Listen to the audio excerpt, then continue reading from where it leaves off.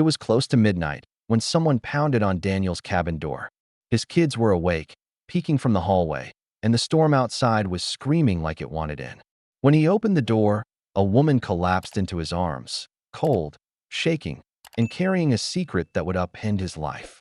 The wind had a voice that night, a long, ragged sound that pressed at the windows and worked the seams of the small wooden cabin, as if the storm were looking for a way in. Daniel Blake tucked the blanket up under his 8-year-old daughter's chin, felt the warm, steady puff of her breath against his wrist, and eased his hand away so he wouldn't wake her. In the hallway, a soft board creaked. Luke, hovering just out of sight the way he did when he wanted to be brave without admitting he was scared. Daniel glanced over his shoulder and gave a small nod that meant it's fine, go on back. The boy didn't move. The wind clawed again. The knock came sharp and wrong against all that weather. A single hard crack on the front door that turned the room's stillness into a tension. Daniel held there for one heartbeat, listening. No car lights through the snow. No voices. Just the kind of sound you only heard when someone had run out of other options. He slid the bedroom door nearly closed so Emma would keep sleeping and stepped into the short hall, the cabin's familiar dark shaping itself around him. The coat hung on the peg by the entry, the boots set to dry by the hearth, the orange lick of fire through the grate. Luke peeked around the corner now, wide-eyed, as if the knock might be a trick. The second knock was louder, more urgent, and it ended any thought of waiting. Daniel pulled on his coat, the wool ruff along his forearms, and lifted the latch. The cold shouldered in first, a blast of white air that made everything else feel thin. Then the woman stumbled across the threshold, coat powdered with snow, cheeks slapped red by the wind, breath breaking in fast, visible bursts. She caught the jamb with one hand, eyes squinting against the sudden light, and for a second the only sound in the room was the ragged pull of her breathing and the pop of a log shifting in the fire. My car skidded off the road, she gasped, voice hoarse with cold. I didn't know where else to go. Daniel didn't ask for a location or a reason or a name. There would be time for that if the storm gave it. He swung the door closed with his shoulder, dropped the latch back into place, and said, "Come in before you freeze." The words were simple and exactly enough. He turned her toward the hearth with a hand at her elbow, not pushing, just guiding, like you would guide someone half lost in a place that wasn't theirs yet. Luke had retreated 2 steps, curiosity and caution wrestling behind his face. Daniel met his eyes and gave another small nod. Same message, different moment. Then set to the immediate work of warmth. A chair pulled closer to the fire, an extra throw shaken out, a glance up the chimney to make sure the draft was strong. The woman stood there, letting the heat begin its slow work, shoulders tight as if the cold had stitched them that way. Snow melted in bright pinpoints along her collar and fell in tiny wet stars to the floorboards. "Sit," Daniel said. "It's worse out there than it sounds in here." She lowered herself into the chair with a kind of grateful clumsiness, hands pressed between her knees to keep them from shaking. Color began to leak back into her face, not the raw red of wind, but the steadier flush of blood returning. She took a breath as if she were learning again how to do it without the storm stealing half of it away.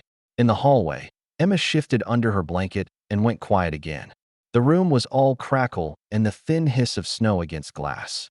Daniel crossed to the entry, hung her coat on the empty peg, and brushed off what snow he could. The fabric was cold and stiff, the zipper teeth beaded with ice. Whoever she was, she had come far enough in the wrong direction to be out of choices. He found 2 towels by the stove, warmed by proximity alone, and brought one over. She took it with a small, careful "thank you," then pressed it to her face, eyes closed, as if the cotton were a door she could stand behind for a second. He set the second towel on the chair arm. "Hands," he said gently, and when she held them out he wrapped the towel around them and rubbed once, firmly, to start the heat moving. Her fingers were stiff and slow to answer. She breathed through it. The fire found a louder rhythm. Luke inched closer, staying on the hallway boards as if they were some kind of border. Daniel didn't send him away. He let his son look. Let him see what people looked like when they arrived at your door with the weather on them. Let him see what you did about it. The boy's gaze kept skipping to the door and back again, like he couldn't quite believe anything had come through. Another breath, and then another. The woman lifted her head, eyes clearing into the room instead of through it. She glanced at the mantel, at the small scatter of school pictures there. Emma's front teeth newly in, Luke's cowlick refusing to be disciplined, and then down at the fire, as if the flames were the more polite thing to look at.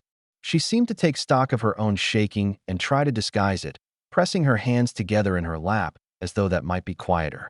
Daniel crouched to adjust the log so the flame would catch along a better edge.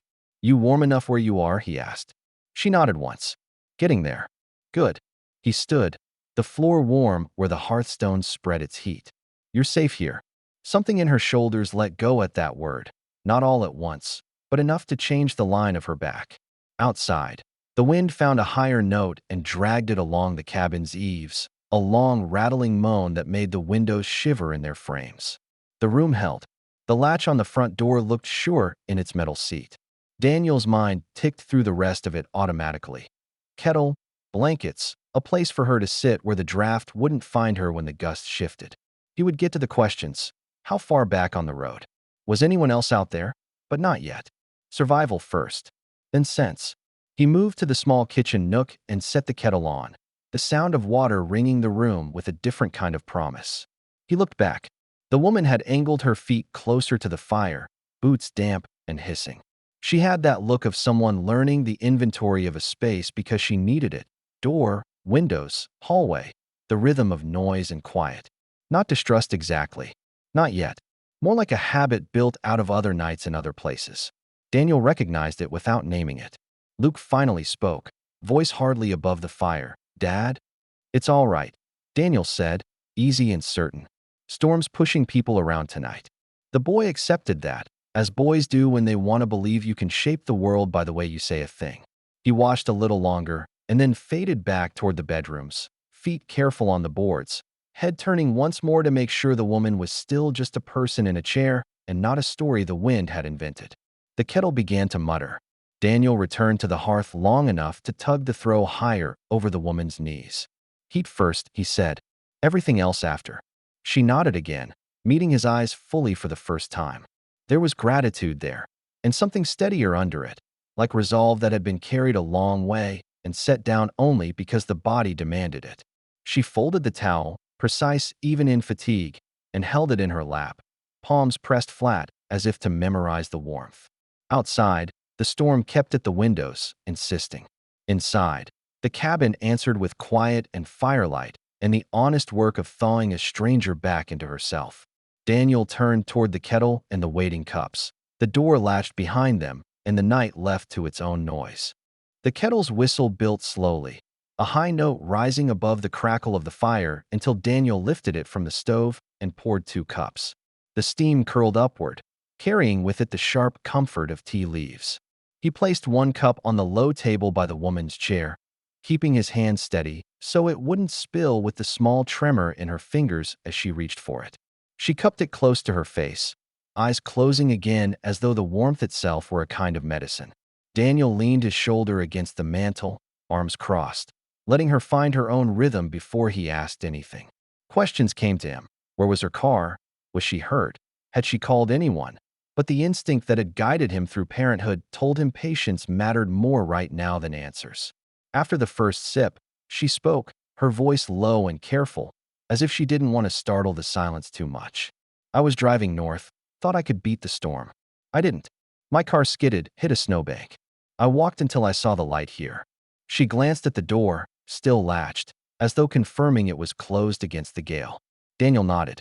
"Lucky you found us. Folks don't usually come out this way once the snow sets in." "I figured that," she said, wrapping both hands around the cup. Her shoulders began to uncoil, though she still sat with the posture of someone half expecting to be turned away. "No trouble," he said. "We've got space enough. You'll stay the night. Roads won't clear till morning at best." She hesitated, her lips parting as if to argue, then closed them again. Gratitude softened the angle of her face. "Thank you. Really. I didn't want to knock so late, but..." Her eyes flicked to the children's pictures on the mantel, then back to him. There wasn't another choice. Daniel studied her without pressing further. She wore her reserve like armor, polite, soft-spoken, but keeping her story close. That didn't bother him. He wasn't in the business of prying. He had his own reasons for valuing privacy. Luke appeared in the doorway again, pajamas hanging loose on his small frame. "Dad?" he asked, more awake now, his voice carrying the weight of a child trying to sound older. Daniel looked over. "She had some car trouble. She's staying here tonight. Go on back, Luke. Make sure your sister doesn't wake up to an empty bed." Luke nodded reluctantly, but his eyes lingered on the stranger, studying her the way children do when they want to fix a picture in their memory. Then he patted back down the hallway. The woman shifted in her chair, setting the cup down. "I didn't mean to cause trouble for your family." "You didn't," Daniel said, plain and final. He reached for a blanket from the couch and handed it over. She took it, unfolding it slowly, the wool catching the firelight. "I'm Clara," she said at last, almost as an afterthought. No last name, no story attached, just a name dropped gently into the room. Daniel gave a small nod. "Daniel. And you've already met Luke. Emma's asleep." Clara let the names settle between them, as though she wanted to give nothing more, and yet also hoped that single word might be enough. Her eyes were steady now, though, following the flames instead of the storm. Daniel moved toward the bedrooms. "I'll get the kids sorted. You take the spare room. Sheets are clean enough, though Emma insists the quilt has stars in it. She'll argue otherwise come morning." A faint smile crossed Clara's face, the kind that showed she wasn't used to smiling but hadn't forgotten how. "Stars sound perfect." When Daniel came back with the extra pillow tucked under his arm, Clara was still watching the fire, her profile lit in amber. She didn't look like someone who was used to asking for help. She looked like someone who had spent too long making sure she never had to. He set the pillow by her chair. "Get some rest. Tomorrow we'll see about your car." Clara drew the blanket closer around her shoulders and nodded once. "Good night, Daniel." "Good night." The cabin settled into its own quiet again, the storm scratching at the windows while inside the fire held steady, and a stranger found her first warmth in a long night. The storm had dulled by morning, its howl replaced by the softer rhythm of dripping eaves and branches sagging under the weight of snow. Pale light filtered in through the frosted window panes, turning the cabin's kitchen into a muted wash of silver and amber from the fire still burning low in the grate. Daniel moved quietly, careful not to wake the children, but when he stepped into the kitchen, he stopped short. Clara was already there. She sat at the small wooden table with Emma perched beside her, the quilt from the spare room wrapped around her shoulders like a cape. On the table lay scissors, glue, and a half-finished poster board covered in bright cutouts of planets and stars. Emma was talking in quick, excited bursts, pointing to her project. Clara leaned in, listening with a kind of focus that surprised Daniel. "You forgot Saturn's rings," Clara teased gently, her smile warming the chill of the morning. She picked up a pencil and began sketching a circle, her hand moving with surprising precision. Emma's eyes widened. "You draw really good," she exclaimed. "Dad says mine look like potatoes." Clara laughed softly, shaking her head. "Potatoes make good planets, too, but sometimes they need a little help." She added a sweep of rings around the circle, shading them carefully. "See? Now Saturn has its crown." Emma leaned in close, her elbow bumping Clara's, and whispered as though sharing a secret.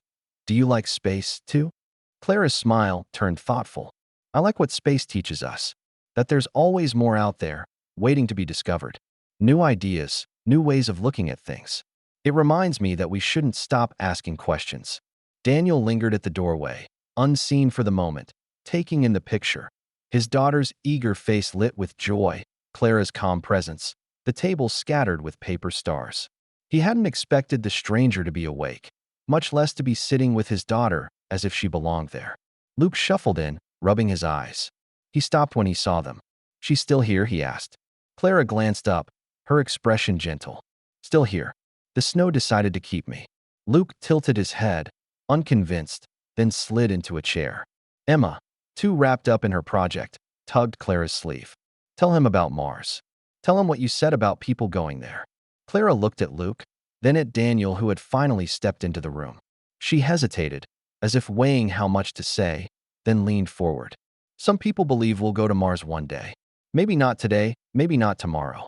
But with enough work, enough imagination, it's possible." Luke blinked, his skepticism giving way to a glimmer of curiosity.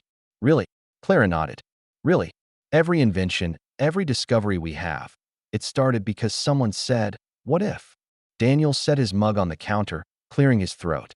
Big ideas before breakfast, he said, his tone carrying both humor and caution. He wasn't used to guests who could capture his children's attention so completely. Emma looked at him with the earnestness only an 8-year-old could muster. Dad, Clara knows everything about space. Daniel gave a small smile, eyeing the stranger now seated comfortably at his table. That's so. Clara didn't boast. She simply sipped the tea Daniel had left for her the night before and said softly, "Not everything, but I do like learning." It was a modest answer, yet Daniel caught something in her tone, an undercurrent of knowledge that ran deeper than she let on. He noticed how carefully she spoke, how she seemed to weigh every word, as though hiding in plain sight. And he felt a flicker of curiosity he hadn't expected. Who was this woman, really? But he didn't ask. Not yet. He let the morning continue, the children laughing at Clara's doodles of rockets and Emma insisting her new friend stay until the project was finished. Outside, the snow kept its grip on the mountains, but inside the cabin something lighter was beginning to take shape, a bond forming in the simplest of ways, over paper stars and whispered dreams. The storm refused to move quickly. Through the next 2 days, the mountains remained sealed under white, the roads buried, the cabin half swallowed by drifts that pressed up to the porch railing. For Daniel, it meant long hours indoors, the kind of hours that usually tested his patience. But this time, the house felt different. Clara's presence changed the rhythm. She moved through the small cabin without fuss, always polite, but not passive. When Emma grew restless, Clara knelt beside her on the rug, helping her cut out stars for her project or teaching her how to fold paper into neat rockets. Luke, more cautious, sat across the table at first, watching her as though she might suddenly reveal herself as something else. Yet, by the end of the first day, Daniel found him asking questions about computers, questions Clara answered with a patience that reminded him of a teacher who loved the subject more than the lesson plan. One evening, Daniel came back from chopping wood to the smell of simmering stew. Clara stood at the stove, sleeves rolled up, her hair loose around her face. She stirred carefully, then tasted the broth with the tip of a spoon, frowning slightly before adding a pinch of salt. Emma hovered nearby, pretending to help by handing over carrots one at a time. Daniel leaned against the doorframe, surprised. "Didn't think you'd want to cook for strangers." Clara looked over her shoulder, a trace of humor in her eyes. "Didn't think you'd want strangers using your stove." "Guess we're both wrong," he said. The meal was simple: stew, bread, hot tea. But when they sat down at the small table, Daniel noticed the children laughing more easily, Clara smiling as though she had forgotten whatever weight she carried when she first stumbled through his door. He caught himself watching her, the way she listened intently, the way she seemed to belong in the warmth despite being a stranger. Later that night, while the children slept, Daniel worked at his old laptop in the corner. The screen froze twice, as it often did, and he muttered under his breath. Clara, passing by with a mug of tea, paused. "What's wrong with it?" she asked. "It's old," Daniel said with a shrug. "Doesn't like to keep up anymore." "May I?" She set her mug down and knelt by the chair, fingers moving across the keys with a confidence that startled him. She muttered about outdated processors, about operating systems that should have been replaced years ago. Within minutes, she had it running smoother than he'd ever managed. Daniel raised a brow. "You talk like you built it yourself." Clara gave a small smile, but didn't answer directly. "Let's just say I've spent a lot of time around computers." He wanted to ask more, but something in her expression told him not to push. She was polite, reserved, but not unskilled. He had the sense of someone used to carrying more than she admitted. In the quiet moments, between meals, between the children's chatter, Daniel noticed how she avoided her phone. Once, it buzzed faintly in her coat pocket. She silenced it without reading, slipping it back quickly as though even glancing at it would open a door she wasn't ready to face. From the porch one morning, Daniel watched her standing by the window, staring out at the mountains with an expression that wasn't loneliness but something close. It was the look of someone who lived among decisions too heavy to set down, even when snow locked her away from them. By the end of the second day, Clara was no longer simply a guest. She was folded into their small world, part of the laughter, part of the quiet. But Daniel's curiosity only grew. She carried herself with the composure of someone used to far more than a cabin in the mountains. And he began to wonder, who exactly had knocked on his door that night? On the third morning, silence returned to the mountains. The storm had broken overnight, leaving behind a sharp blue sky and a world buried beneath clean, untouched snow. Daniel shoveled the porch while the children made crooked snowmen in the yard, their laughter carrying in the brittle air. From inside the cabin came the faint sound of Clara humming, a tune without words, while she folded the quilt she'd slept under. It felt, for a moment, almost ordinary. Then the crunch of tires on frozen ground cut through the stillness. Daniel straightened, leaning on the shovel, and saw a black SUV easing up the drive. Its polished body gleamed unnaturally against the rough, snow-packed road, too sleek, too intentional for a mountain pass. The engine quieted, the door opened, and a man in a tailored coat stepped out. His shoes alone looked more expensive than anything in Daniel's closet. The children stilled, their play forgotten. Emma clutched a mitten full of snow, half formed into a ball, while Luke instinctively moved closer to his sister. Daniel felt the air shift, like the cabin's private world had been pierced. The man's eyes swept the yard before settling on Clara, who had stepped out onto the porch, her posture straightening in an instant. The casual warmth she'd worn for days slipped away as though she were shrugging into an invisible uniform. "Ma'am," the man said, his voice carrying deference and urgency. He held out a sleek leather folder with both hands. Daniel froze, shovel still in his grip. "Ma'am." The word carried weight, command, respect. It didn't belong in front of a stranger who had claimed only the name Clara.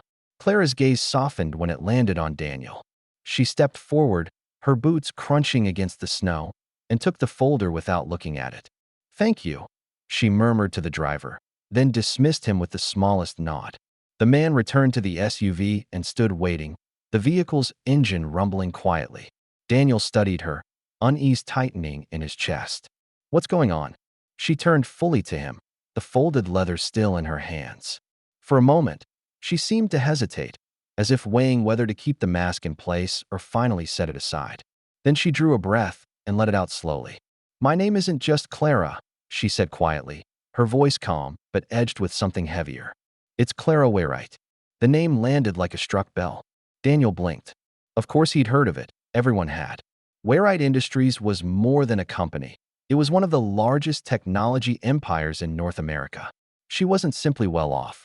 She was one of the most powerful CEOs in the world. Emma frowned, confused. Luke's eyes widened, darting between them as if trying to stitch together the pieces. Daniel tightened his grip on the shovel, grounding himself against the absurdity of it.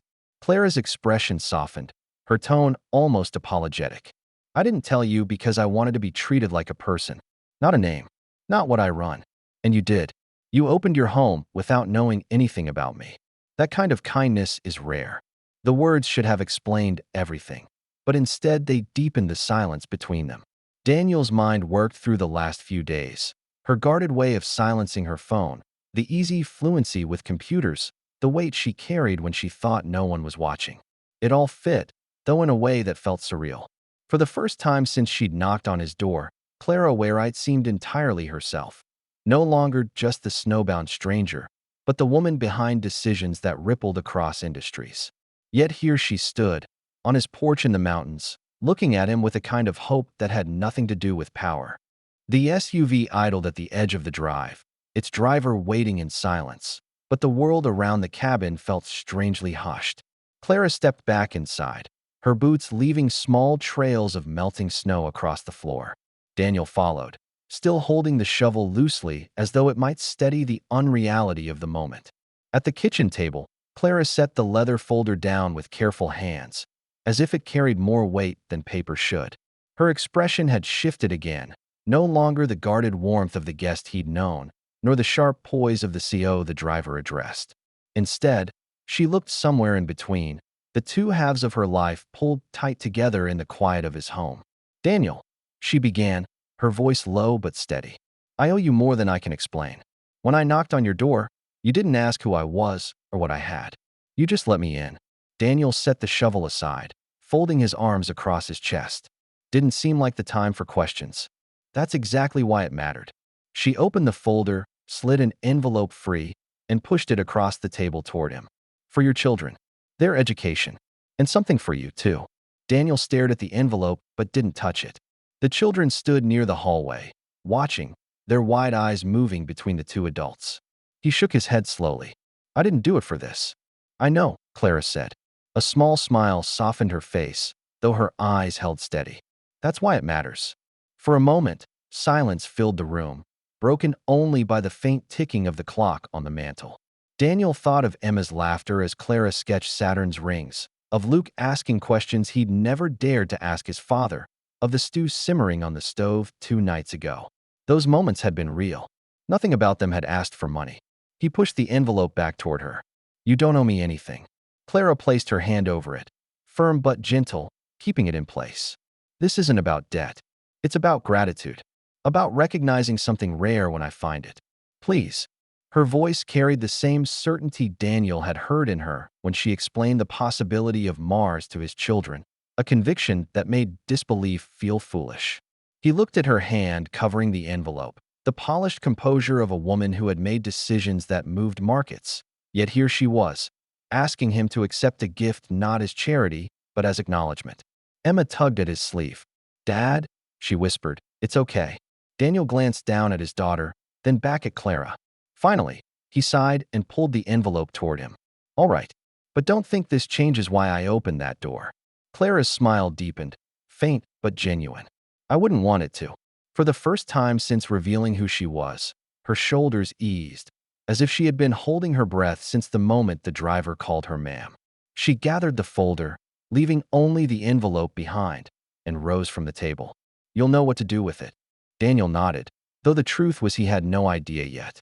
Still, something in her certainty made him believe he would figure it out. The children stepped forward, Emma hugging Clara without hesitation, Luke offering an awkward half-smile that spoke louder than words. Outside, the SUV engine hummed, ready to carry her back into the world that belonged to her name. But for now, in the cabin, the exchange was not about power or wealth. It was about recognition, of kindness freely given and gratitude freely returned. The mountains returned to their usual quiet after Clara left. The black SUV's tire tracks cut 2 neat lines down the road, soon blurred by drifting snow. Daniel stood on the porch long after the sound of the engine faded, the envelope heavy in his pocket, his children huddled close on either side. He didn't speak, not yet. He was still trying to reconcile the two versions of her, the woman laughing over Saturn's rings with Emma and the CEO, who commanded a world larger than anything he could imagine. That evening, when the children were asleep, Daniel finally opened the envelope. Inside were documents, crisp and formal, but written with startling clarity. There were funds earmarked for Emma and Luke's college tuition, enough to carry them wherever their curiosity might take them. There was a grant, too, seed money to expand his carpentry shop into something larger, a workshop that could hire hands, take on more projects, stand steady as a legacy for his children. He sat at the table with the papers spread before him, firelight flickering against the pages. He thought of Clara's words, "You opened your home without knowing anything about me." She had seen his kindness not as weakness, but as something rare. And in her way, she had answered it. A month later, he signed the papers. Slowly, changes unfolded. The small shop he'd run on weekends grew into a business, customers coming in from towns he hadn't expected to reach. He hired 2 apprentices, then 3, teaching them the way his father once taught him. The children's laughter filled a bigger space now, but the cabin remained their anchor, the place where everything had begun on a night the wind had howled against the walls. Each December, as snow crept back over the mountains, an envelope arrived in the mail. Sometimes it carried only a Christmas card, the handwriting neat and simple, to the man who opened his door when the world was closed. Other years, there were updates, notes about a new project her company had launched, or a brief message about remembering the stars Emma had drawn. Daniel never answered with anything more than gratitude, but he kept every card tucked in a wooden box he carved himself, the lid inlaid with a small design of rings circling a planet. Emma called it Saturn's crown.